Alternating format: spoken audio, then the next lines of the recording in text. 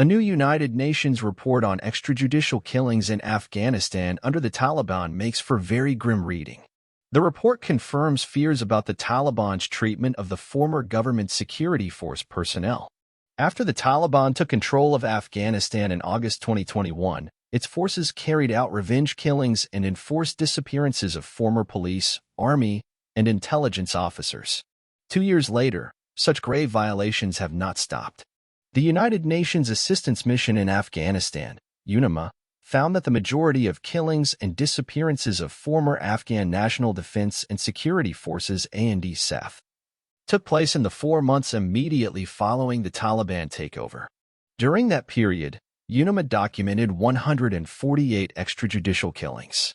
UNAMA has documented another 70 extrajudicial killings taking place between January 1st and December 31st, 2022, and has continued to document such incidents through 2023. On May 17th, Taliban security personnel shot and killed a former Afghan army soldier in Dakar province. The Taliban have also arbitrarily detained former ANDSF members, providing no basis for their detention and frequently holding them incommunicado. Their families often say they have been given no information as to their whereabouts or why they are being held.